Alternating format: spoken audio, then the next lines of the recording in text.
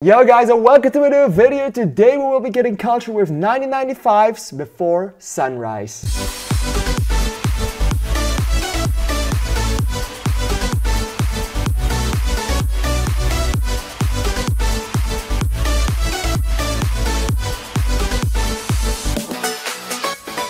So Before Sunrise is widely seen as one of the most beautiful romantic movies ever made. I had never seen it before, but a theater that I regularly go to decided to play it just once, and I decided to go to it, even though I do not have time to watch the second and third movie within the franchise in the upcoming weeks. So I will have to wait for those. I still decided I really wanted to see this one, and I wanted to talk about this one because this is quite the impactful movie. Everyone should know it. I have studied this movie in film class. I have studied this movie in acting class. I have acted out certain scenes. No, wait, not me, but my friends did. So my friends acted out certain scenes of these, and when I recognized those scenes, I was like, oh, that's from this! And that was quite beautiful. So yes, there is quite a thing going on behind the scenes of Before Sunrise, and this movie is really impactful. And that's why I decided that I should talk about this movie. And I am talking about this movie on this one alone, and not Before Midnight and After Sunrise, which are the two sequels to this one. I'm not talking about those. When I will see those, they will get their own beautiful separate video for getting cultured with. And that is because all of these movies are impactful in what they achieved and what they do. And that being said, we're going to get straight into it. Of course, I will talk about the cultural impact that this movie had, some fun facts, the rankings in the top 250s, if this guy or this thing has any adaptations, and of course my own personal opinion on it. Let's get straight into it. This movie redefined the genre romance.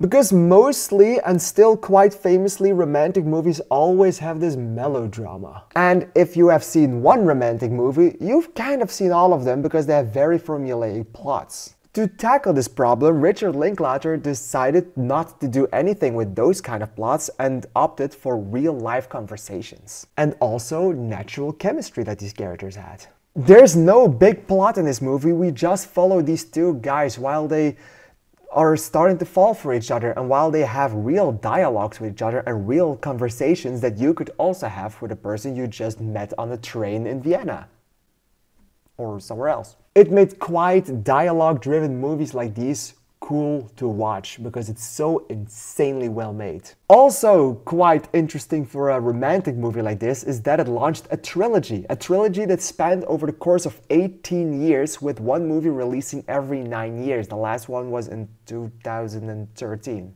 If you want to have the full watch order, you have Before Sunrise, After Sunrise, Before Midnight. Having these films 9 years apart but making sequels to these movies, but also having them be 9 years apart in the movie timeline, made sure that we would follow them along on their aging journey, which worked insanely well. And it basically served as a long-time and real-time storytelling experiment, with this movie and its sequel serving as the inspiration for a movie like Boyhood, which was filmed over the course of 13 years and is also directed by Richard Linklater. And in some capacity, it even inspired how TV shows handle time jumps. And coming in hot at the height of the 90s indie boom, this movie also proved that low-budget conversational films, dialogue-heavy movies, could be popular overseas as well and popular worldwide. This international recognition shaped the idea that intimacy and authenticity could rival a thing like spectacle. Some fun facts about this movie. This movie is based on true events that Richard Linklater himself went through.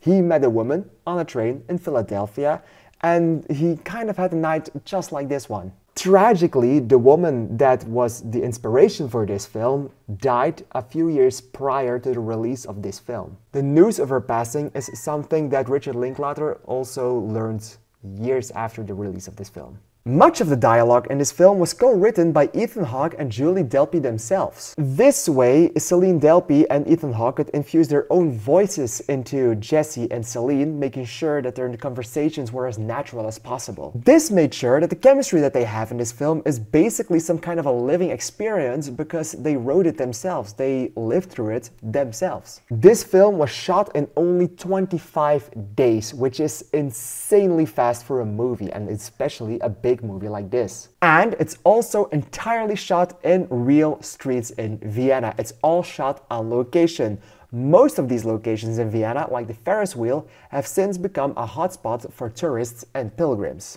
Before Sunrise is widely seen as one of the best movies ever made, and especially one of the best romantic movies ever made, as it currently stands at the 140th place on the Letterboxd Top 250 Movies of All Time, and at the 191st place on the IMDb Top 250. Of course, this movie has its sequels in After Sunrise and Before Midnight, but it has no adaptations or remakes. It has some spiritual successors though. Think about a movie like Lost in Translation, or the TV show Normal People.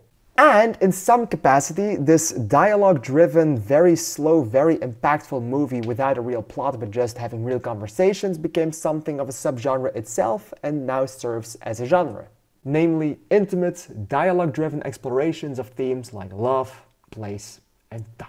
But what did I think of this one, please? And yes, I will tell you right now. And people who have seen my channel for a long time, who are watching my videos for quite a while, know that I am a deep sucker for romantic movies, so I always knew that I was going to love this movie, and I absolutely did. It still surpassed my expectations. I don't know how I managed to do it, but I managed to avoid this movie for 25 years and to not watch it, or not to find the right moment to watch all three of them. And I really wanted to watch all three of them in one day, until now the moment got there that I could watch it on the big screen, and I could not watch the other two movies immediately. And I have to say that I am very happy that I waited until the right moment to watch it on the big screen. I knew nothing about it, so everything that was going on in this movie, that was the first time for me. Of course, I knew about the scene that they had where they were like calling their friends and doing stuff like that, because that's the scene that I saw acted out by my friends in the acting class. So I saw that scene and I know that scene, but that's everything around it. And even though they are talking about the entire film, I did not know that prior to that conversation, did not know that conversation was in this movie until it happened. So everything in this movie felt new for me and felt revigorating to watch, and I was absolutely falling for everything and absolutely hyper focused on every word that they uttered, because it's so intimate, it's so cute, it's so wholesome to see. This is one of the most cozy movies that I have ever seen in my entire life, and it's all because of the acting performances and the way this movie is shot and the way this movie is just genuinely really good. If you haven't seen these movies yet, or if you have seen this one but not the later movies, I would totally recommend rewatching this one or watching this one for the first time, but wait a few days or wait some time with that second and the third one, because of course that second movie plays 9 years after this one, and I think it will make that movie, which is considered as even better as this one, you can definitely have much more of a grasp of the time period that they have gone through if you just wait. Do not watch these movies in one day. It won't be a problem to watch these movies in one day, I guess, but right now I am kind of happy to wait a few weeks with it, so I can sit with it for a few weeks, so I can sit with everything that they went through in this film, so I can go into the second film and have some sense of a waiting period that they also must have felt in these films. And that's saying something, that you want to do that, because that made it all the more real, and you want to feel as real as they felt with it, and as real as those characters in this, Jesse and Celine, had it with their chemistry and with what they went through. This is one of the most realistic movies I've ever seen in my entire life. This is one of the most wholesome, cozy movies I've seen in my entire life. This definitely is the best romantic movie I have seen in my entire life. I absolutely love this movie. And even though I just saw it a few hours ago, I can't wait to rewatch this one, to watch it maybe when I have a girlfriend in the future. I think this is one of the first movies that when we have the big real relationship, that we are really attracted to each other. Not the first date idea. Never do that. Don't watch this movie on a first date. I don't think if that is the best idea. But if you have a girlfriend for a while, you want to watch a movie together, you want to cuddle, I think this is the perfect movie to do that. And even though I do not have that right now, I will keep this movie in mind for when that moment arrives. Alright? I'm going to give this one 5 stars and a heart. This movie is absolutely incredible. What did you think of it? Please let me know in the comments down below, because I'm really excited to hear your opinion on it. I want to thank you for watching. I can't wait to get into After Sunrise and Before Midnight. Both of these movies, I will also talk about them whenever I have the chance to see them. And yes, so you will notice when I have watched these films as well. Alright, thank you guys for watching, and I would like to see you in the next video. Thank you, and bye bye.